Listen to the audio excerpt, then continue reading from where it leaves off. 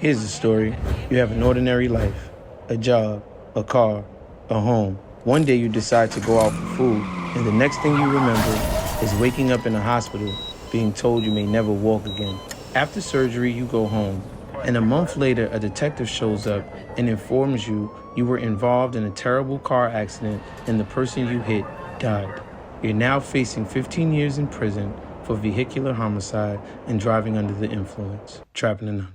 I had a broken femur bone, concussion, back injury, 2 shattered ankles, and a shattered knee. The judge was really like, he wanted everybody in the courtroom to pay attention because, like he said, it could happen to any one of us in this room. And, you know, this is a working citizen, school, never been in trouble in my life. And I've never been in trouble.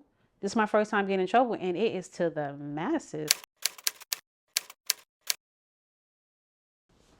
What's good? My name is Chris Styles. It's Trappin Anonymous. Welcome back. Welcome back. Shout out to everybody that helps keep the movement moving. We really do appreciate it, keeping us viral. Shout out to all the sites and publications that have been posting and tagging and sharing. I just ask that, y'all keep putting it out there so we can have more testimonies and more stories on the platform. If you want to reach out to me, you can DM me, you can write me. I do write back. That's how we get a lot of our guests. So, don't be shy. I know it takes a lot of courage to get up here and to divulge such intimate, intense parts of your life. But we are eternally grateful and we understand that healing is happening. Do remember that the story you hear does reflect real life. It's here. We are here to educate. We are here to entertain, but hopefully keep your little homie off the streets. This is Trappin Anonymous. My name is Chris Styles. Let's get it. How are you? How you doing? Okay, so how I start? What's your name, and why is your story important? Well, my name's Latoya, and my story is extremely important because I know we all heard the saying that shit was all good just a week ago. I literally know what that feels like. So I'm here to make sure nobody puts themselves in that position and thinks twice before they do anything when they wake up, go to sleep, because life is super unexpected and it can change in the blink of an eye. Take me back to that night. I decided to go out, wake up to get something to eat. You know, I was hungry. I was kind of tired, but something was telling me, nah, you should just stay at home, chill. I'm like, no, I'm hungry. I'm gonna go get me something to eat. So, you get your intuition. People don't listen to the intuition. They kind of brush it off like, whatever. I should listen to my intuition that night because my life was forever changed just because I wanted to go get something to eat instead of just staying home. I could have had a peanut butter and jelly sandwich or something. I could have found something in the crib. But I just wanted to go out, get some wings, watch a game, just get out. All I remember is waking up in a hospital, not knowing how I got there, couldn't move, and was completely unaware of what the hell was going on. Coming to find out, I had a major car accident and had to have surgery immediately. Didn't find out till later on that the other party in the accident, that there was another party in the accident, not just like me in the accident alone, that the other party passed away after being in a hospital for like over a week, which was extremely devastating to know that someone has passed away involved with something with me and I had something to do with it. So it was really drastic for me. Okay. What happened that night? I know to your knowledge, you don't have it, but Right. from what you were able to gather from evidence or, other people, what happened? Other people is not a non-factor because no one seen the accident. You know how highways have cameras, nothing was caught on camera.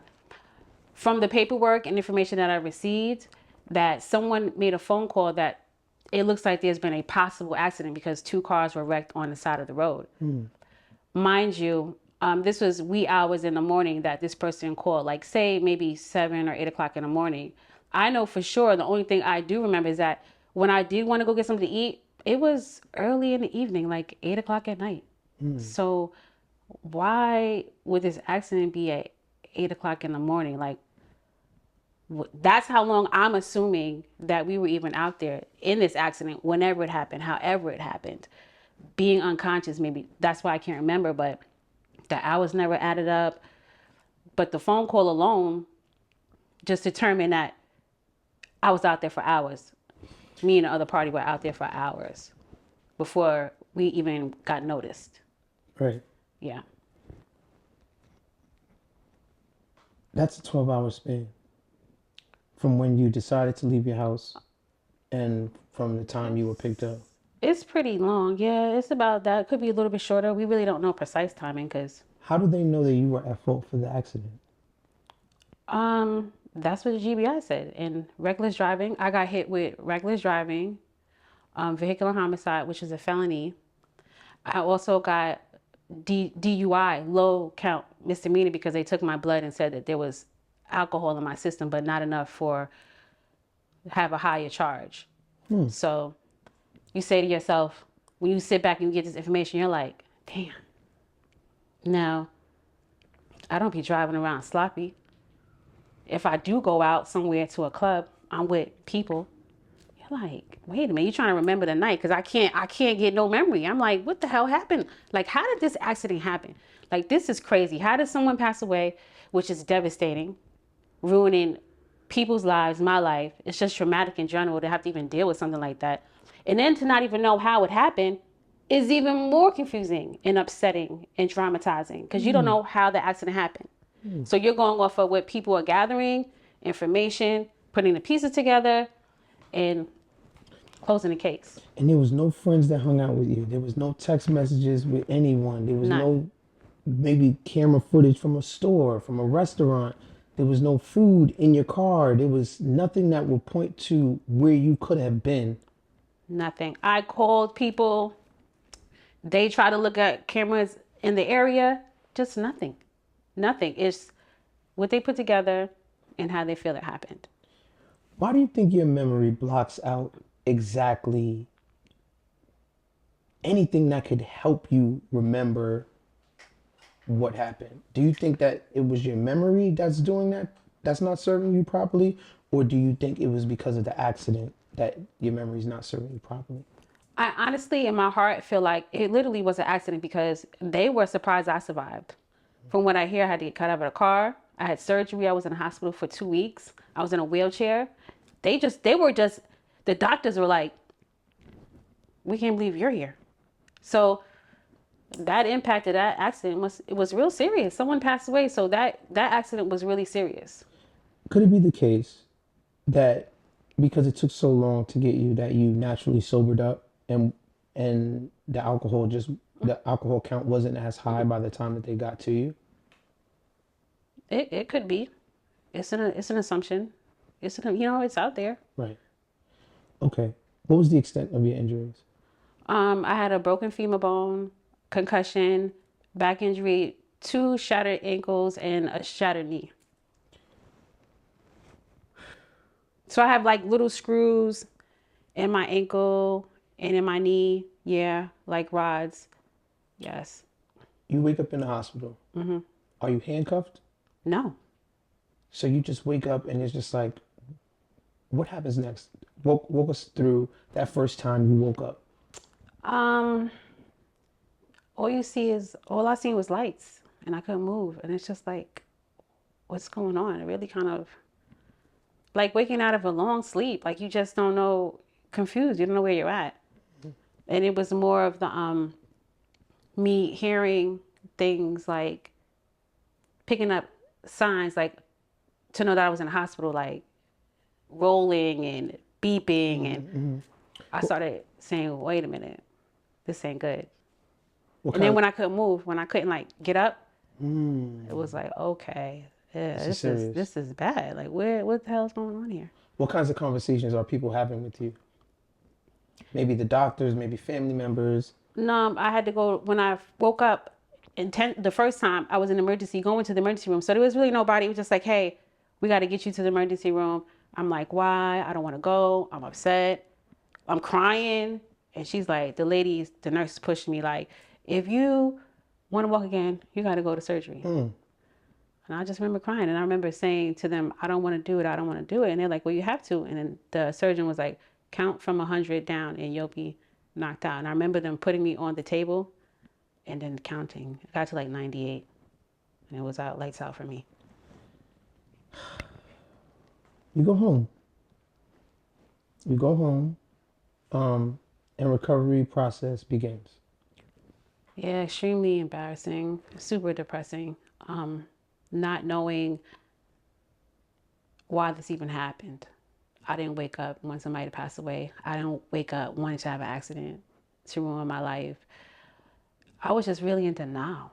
Really lost for words. I couldn't take care of myself. My mother had to take care of me. I couldn't wash. I couldn't wipe my own ass. Who told you that someone had passed away? I only found that out because when I was in the hospital, I decided to make a phone call about the car.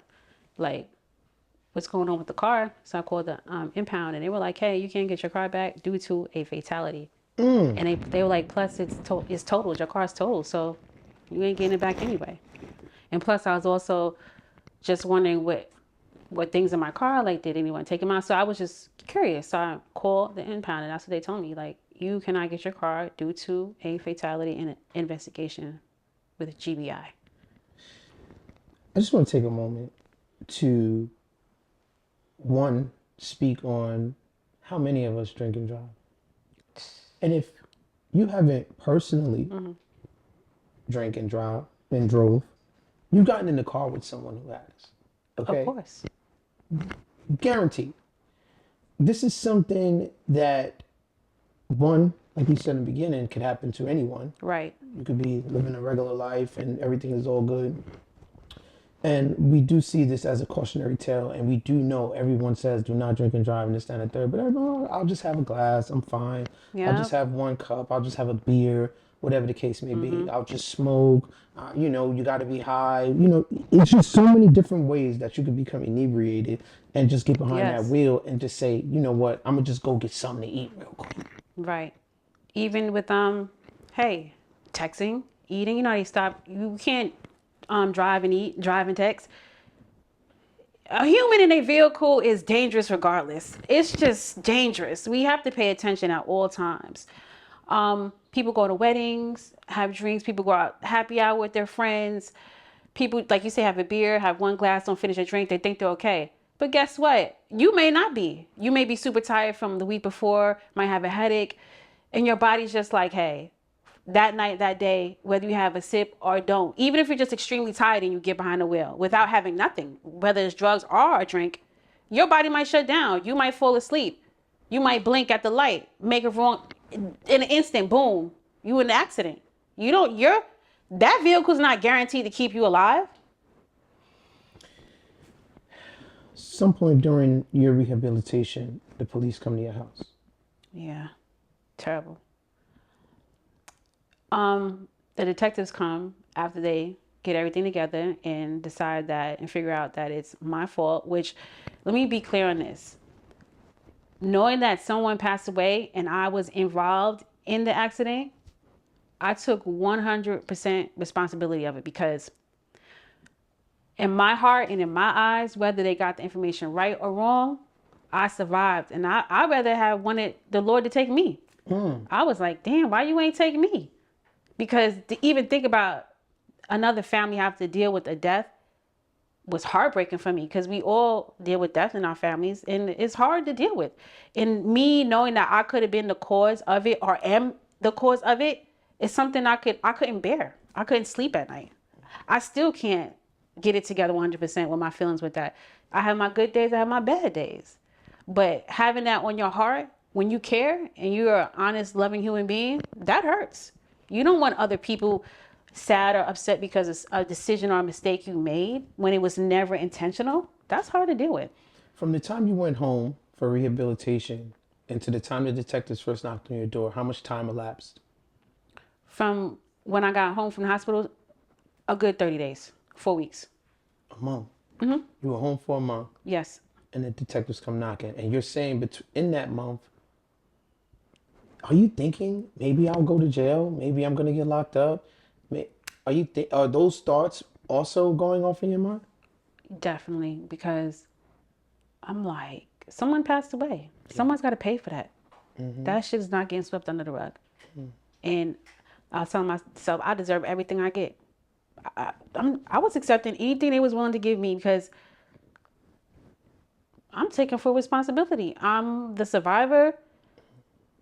I definitely could have fucked up. So what happens in that courtroom? That courtroom was very difficult to deal with. The family members were there. My family was there. Strangers were there. The judge was really like, he wanted everybody in the courtroom to pay attention because, like he said, it could happen to any one of us in this room. And, you know, this is a working citizen, school, never been in trouble in my life. And I've never been in trouble. This is my first time getting in trouble. And it is to the masses, like I am. Who wants to get in trouble like this? 32 years old? I was 32 when I got locked up, yes. Who wants to get in trouble like that and have a life loss behind that? That is hard to deal with. And some of the family forgave me, and I spoke and asked them for forgiveness and just accepted what I felt I deserved. Whatever the law is going to let me have and whatever society is going to give me for making a mistake, because it was never intentional. I want that to be 100% clear, that no one wakes up, especially not me, wanting to hurt someone or someone to lose a life behind a silly mistake or not being more aware of my actions or my body or just my situation in general for something like that to even happen. And I want people to know that it can happen to you. So pay attention to the things you do, the decisions you make, how your body feels. If you think that one beer, that one drink, if that's the case, whether you're smoking weed, popping pills, playing sports, just extremely tired, flying all over the place, getting money. If your body is telling you chill, I think you should chill.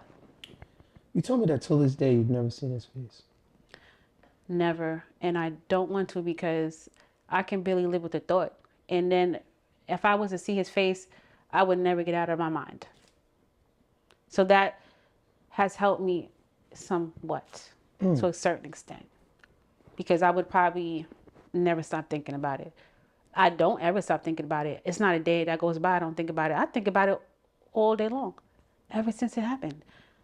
It's just something that is never going to go away until I'm gone.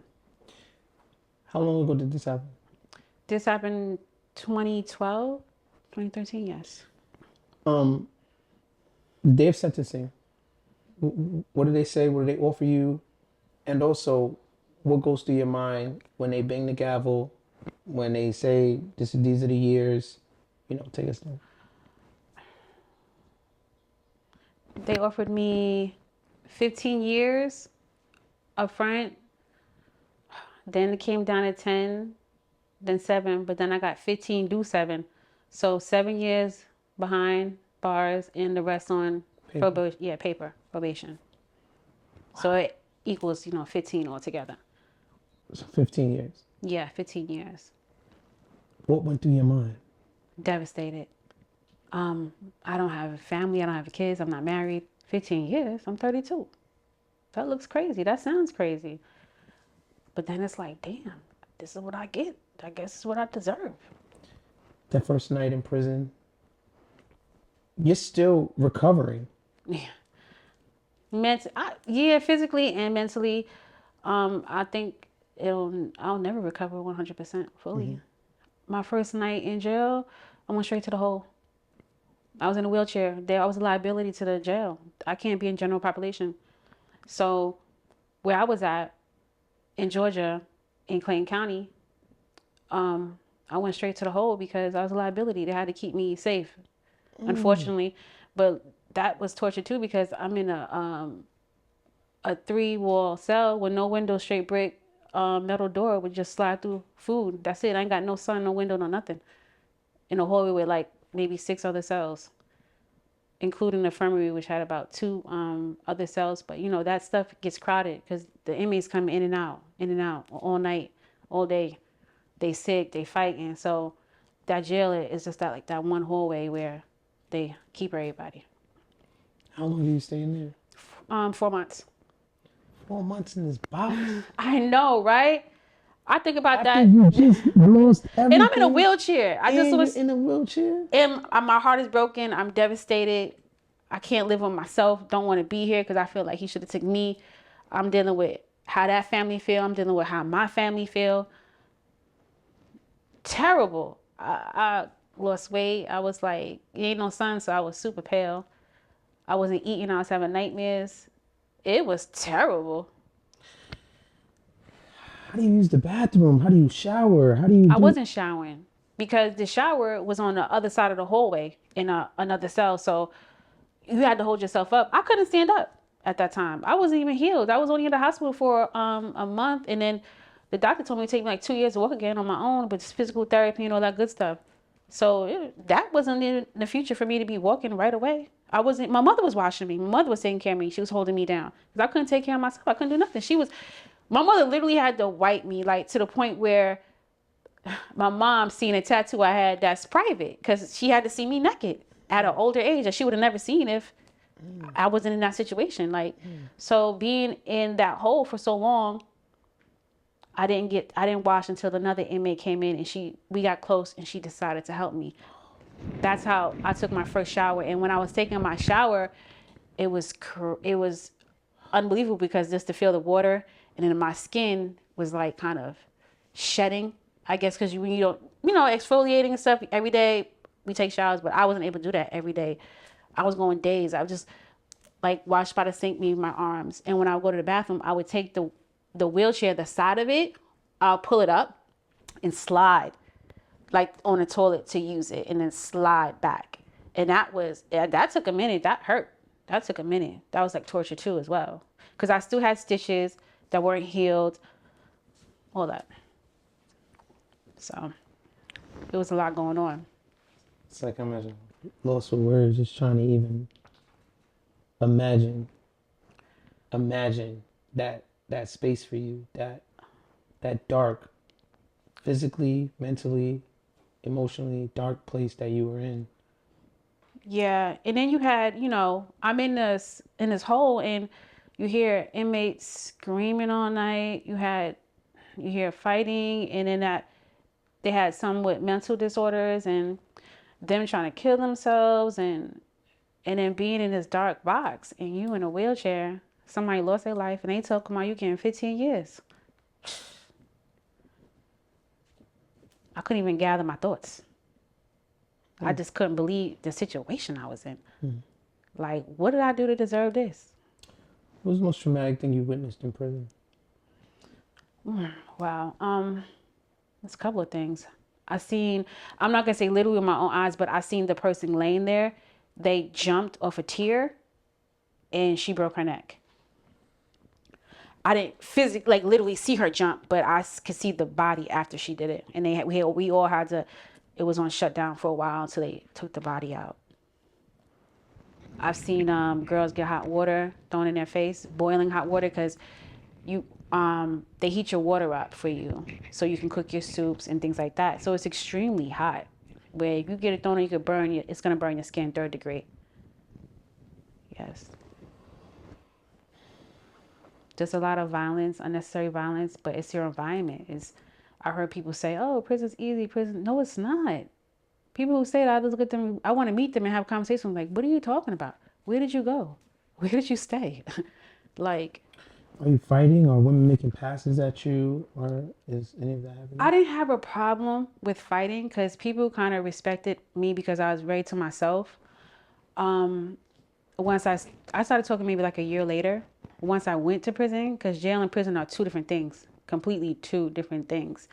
I kind of made sure I minded my business. I definitely got hit on. I definitely had to, I really couldn't fight. So I had to think smart. I physically couldn't fight. So I had to always move different. Like I couldn't really be too reckless or too upfront, like, because I knew I couldn't defend myself. So I had to really think strategically and think ahead of what everybody else is trying to do or what they're trying to get away with. So I had to always stay 10 steps ahead of everybody because I physically couldn't take care of myself. Mm-hmm. So it's like, ooh, how am I going to get around this for all these years? Like, this is crazy. And then they see me in a wheelchair. Like, they see me hurt. Like, they see me come in and I'm hurt. So they see me after a while how I got out of the wheelchair and all that stuff I had to do. But I was physically hurt. So a lot of females kind of felt sympathy towards that. So I kind of had, like, support. Like, if somebody did want to fight me for whatever reason it was, which is probably nothing at all, they would have to get through like 10 people to get to me. Wow. So that was, I thank the Lord for that. Yeah. Still protected. Because, you know, being in there, I was just like hurt. And I was trying to find out other women's stories too, because I just couldn't believe it. And then when I heard other stories, it's like, wow, like this is crazy. Like you hear all the time, you know, all the bad people go to jail, go to prison. But to be honest, there's a handful of people in there that kind of could have got a different punishment, to be honest, but they got to deal with other stuff too. So I want to briefly talk about losing hope. 7 years is a long time. Was there ever a point, maybe after year one, maybe after the first month, maybe after 2-3 years, but where you was just like, damn, I can't do this no more? Is there like suicide? Is there like, you know, did you ever reach a breaking point during those 7 years? yes, but you know what kept me? The Lord, faith. I started reading the Bible. I started having Bible study. That's all I could go to. There's no one else I could go to. I had to go to the Lord. He kept me with that faith and kept me on my toes. And I spread the love to the other women too, to keep them from wanting to kill themselves or one, you know, upset they can't see their kids or whatever situation may be. But without the Lord, I tell you what, I don't really know how I would have made it out as sane as I am, because in prison, we have all access to everything y'all have. Drugs, phones, you know, anything. You know, I've seen girls OD in prisons. So women come in okay, leave out crazy. Why? Because they got addicted to drugs. They turn gay for the stay. And that's when you might be married or have kids or husband. But guess what? You turn gay for the stay because you don't want to get in a beef with nobody and somebody might like you and push up on you. Like, for instance, somebody was trying to push up on me. She even came in the shower on me and I had to push her out of the shower and like literally tell her like, I don't go that way. Like, and I'm in my head at the moment, I'm like, damn, if I got to fight this chick, this is some bullshit. Cause I, you know, my body, I don't even know how my body gonna handle this fight, but I'm not going out like that. But she backed down cause, you know, it gets aggressive in women's prison. Maybe not as aggressive as men, but hands-on physical contact comes in hand when it comes to a sexual assault. It does happen, but not as aggressive as it happens to the men. But it does happen in female prisons. You told me there was a waiting list to even get into chapel. Oh, yes, to get in church. Yeah, waiting list to get in church. Too many women wanted to get in. It may be too small of a room, too small of a service, so you had to get on a waiting list in order to go to church. I want to go back briefly to before the incident. You're 32 years old. What was your life like? What was your mentality like? How did you move around? You know, I'm also thinking about the time lost in prison as such a crux in your life, because at 32, you would think it would be time to settle down. Maybe if you don't settle down right then and there, you're constantly thinking about settling down.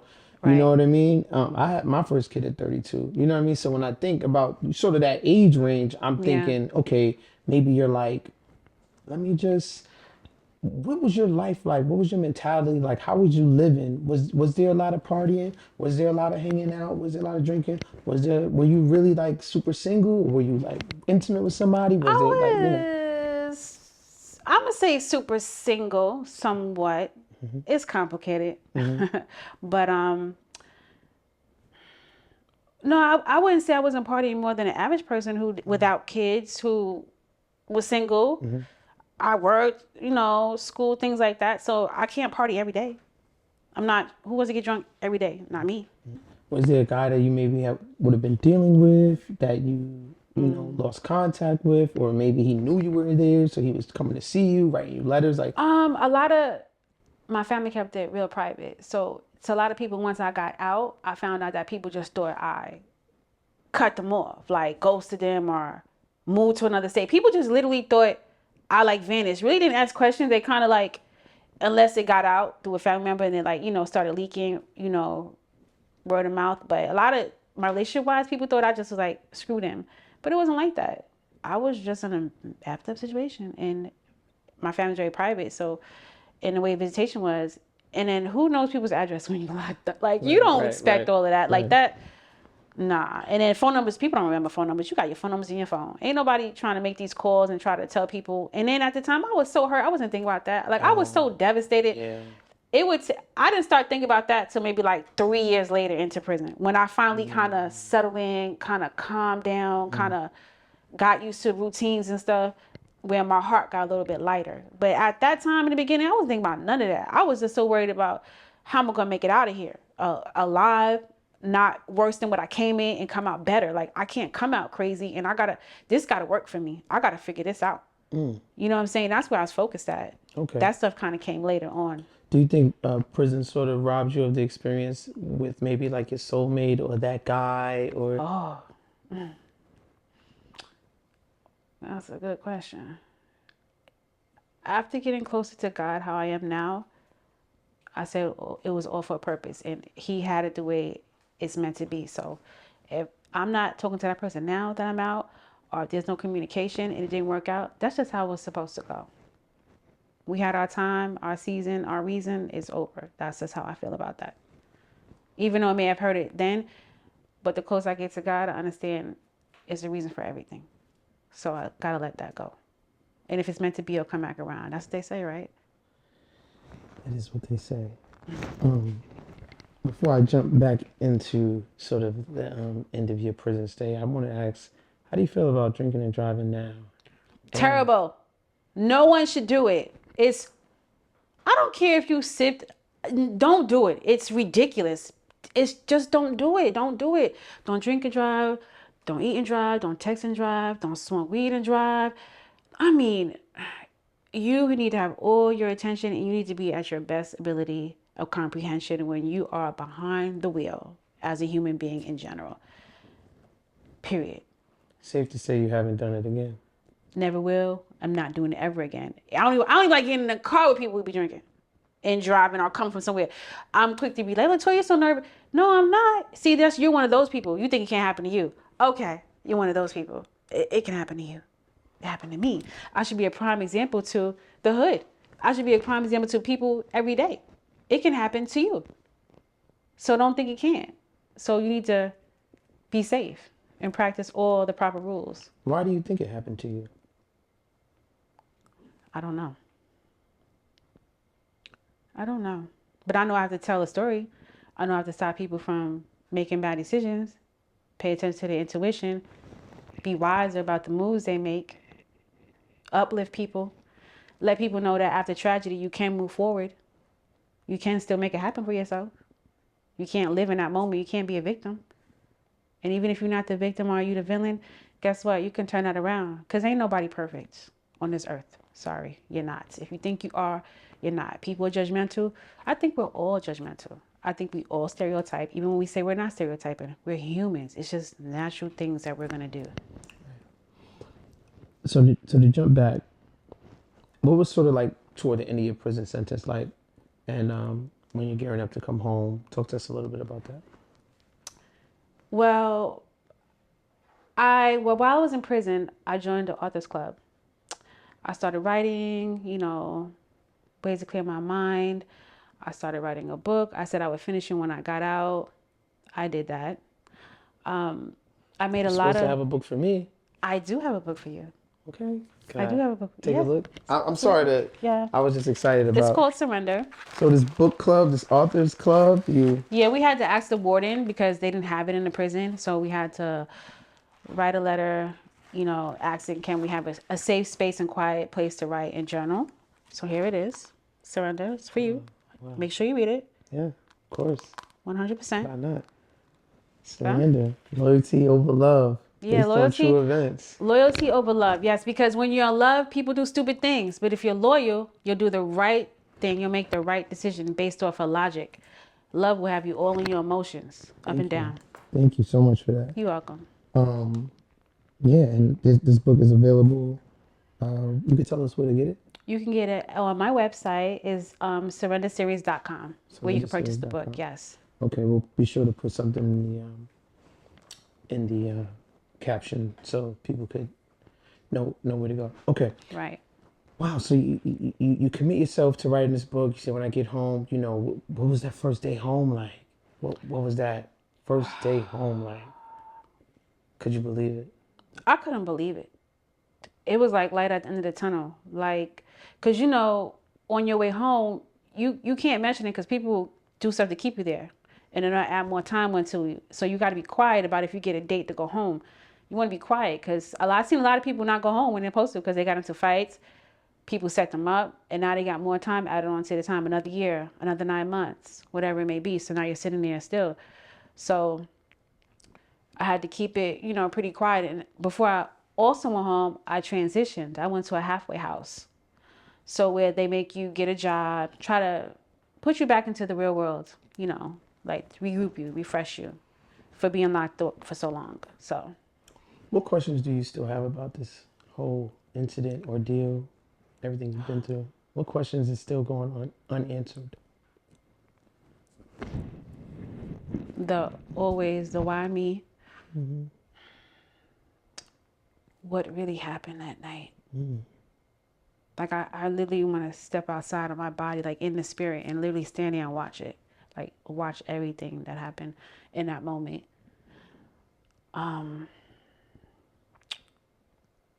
Wondering what he was thinking at that moment.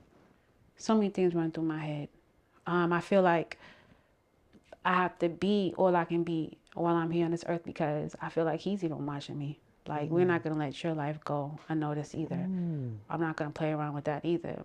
Me being out here wilding, just not being a great human, being disrespectful to a life lost. So I feel it's my duty to help people stay on the right track and stay focused and stay away from making terrible decisions as much as I can and to uplift people. Do you forgive yourself? I haven't yet. I'm just being honest. I could sit up here and lie, but not 100%, no. Live with regret? Yes. Yes. I'm still working on it. Working on it. What's something you would tell your younger self? Something I would tell my younger self.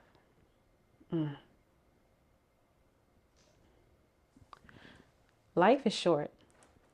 You have to be wise. Make wise decisions. Don't fool around. Don't fool around at all. And do the right thing. Like, if you know something's wrong, don't do it. Because it can turn out tragic.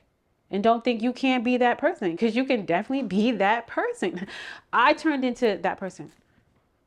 I did everything to stay out of jail. Oh, you know, everything to be good. Don't sell drugs. You know, don't be stealing. You know what your people tell you. I did all of that good stuff. And guess what? Still landed there. This is Trappin Anonymous. My name is Chris Styles. Let's get it.